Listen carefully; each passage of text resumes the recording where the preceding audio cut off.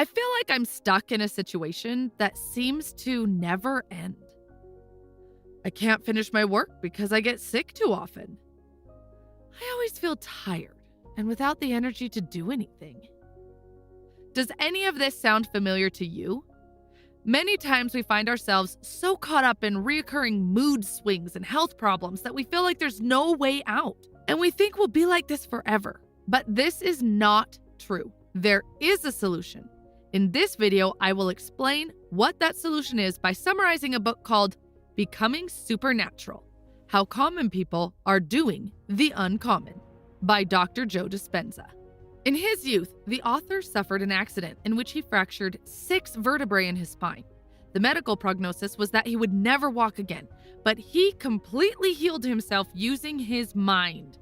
This motivated him to study neuroscience, biochemistry, and the capabilities of our brain. In this video, I will share 2 lessons from the book which will first show you the roots of your problems and then how to solve them. Lesson 1: the destructive effects of chronic stress. It doesn't matter if the threatening situation is real, imaginary, or if it's a memory. Our body releases stress hormones to mobilize enormous amounts of energy that allow us to face this threat. Our pupils dilate to better see any possible threat. The heart rate accelerates to send more blood to our legs and arms so that we can run or defend ourselves. This is why you can't think logically or make good decisions under stress, because blood flows to large muscles, not the brain.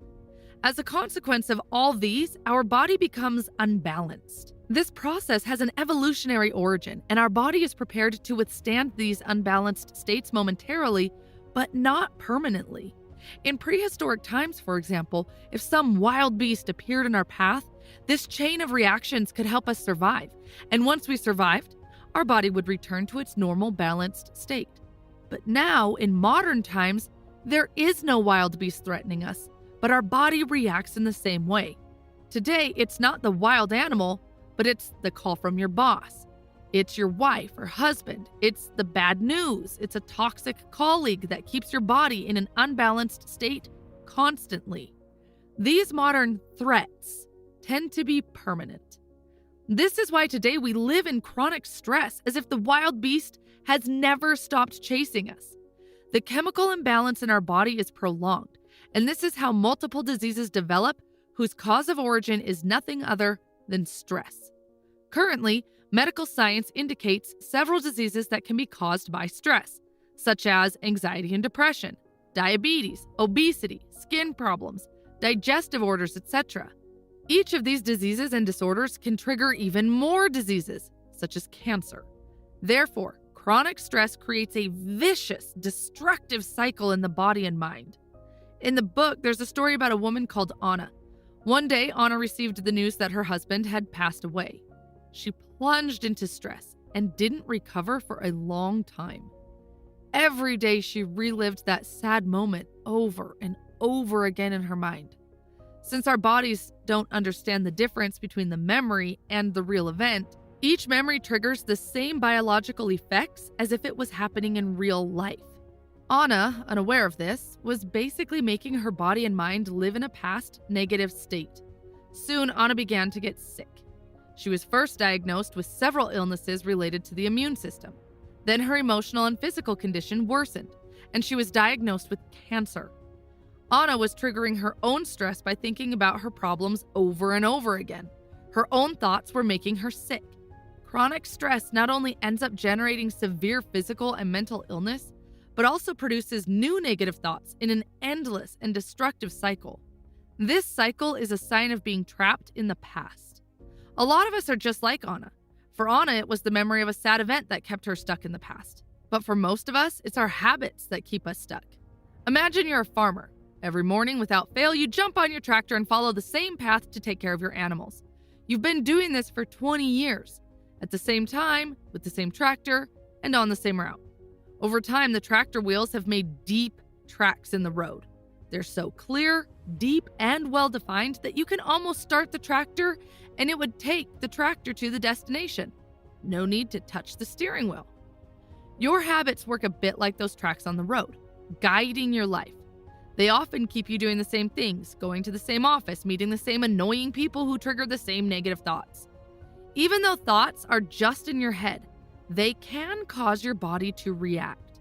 For example, picture yourself walking to your kitchen, cutting a juicy lemon in half, and taking a big bite. I'm sure your mouth is watering right now, even though it was just a thought in your head. This shows how an immaterial thought can become material.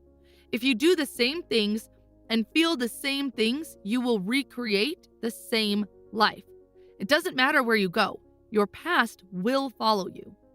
In the next lesson, I'll explain how to fix this, but first, let's quickly go over what we've learned so far. We found out that a little stress now and then is normal, but our bodies can't handle being stressed all the time. Also, just one thought can make us feel stressed, and you don't need bad things to happen every day. And what keeps bringing back those same stressful thoughts and feelings are our habits. Lesson number 2, the solution. Now, how is it possible to change and create a new self? Here's how. First, sit down and think about what your new life really looks like. What kind of person do you want to be? What does this new you look like? How does he dress? How much does he weigh? How much does he earn? How confident does he walk and talk, etc.? Second, every morning before you do anything else, disconnect from everything and meditate. Once you're in a deep meditative state, start rehearsing your new life in your mind. When you rehearse it over and over again, you create new neural connections in your brain. You're basically creating new tracks in your brain, just like the tracks in our tractor analogy. Over time, your visualizations will feel so familiar that you'll be able to maintain that new state of being during the entire day. The internal world of the imagination carries the same weight as an experience in the external world. For example, researchers at Harvard University did a study with people who couldn't play the piano. They split them into 2 groups. One practiced playing physically, and the other only imagined playing. After 5 days, brain scans showed that both groups had big improvements in the brain area that controls finger movement, even the group that just imagined playing. The mind is so powerful that you can even rewrite your DNA. We used to think that genes caused disease, and we were at the mercy of DNA. It's genetics, was repeated over and over again to explain the inexplicable. But today it's becoming increasingly clear that what counts is not the DNA, but the environment that surrounds it. This means that we are not what is written in our genes, and we can change them. What is even more shocking is that the modifications you do today will pass on to your children and grandchildren. Genes are not your final destination. Thanks to epigenetics, a relatively new branch of science, we know that it is not the genes that cause disease, but the environment. The environment activates our genes in ways that lead to diseases. Not only the external environment, but also the internal environment of our body. This means that even if you inherited a genetic disease, it will not appear, and you will enjoy good health if there is nothing both in the external environment or in the internal environment that triggers it. Your thoughts and emotions play an essential role in the stimulation of genes. Just by changing your thoughts, feelings, emotional reactions, and behaviors, you are already sending new signals to cells to make changes. If you want to understand the importance of the environment, then imagine you cut your finger while cooking. Your body will start healing it right away. But if you don't keep the wound clean, in other words, if you don't provide a suitable environment, then it might get infected and become a serious problem. Similarly, our minds can heal from negative experiences, but only if we give them the right environment. Thanks for watching.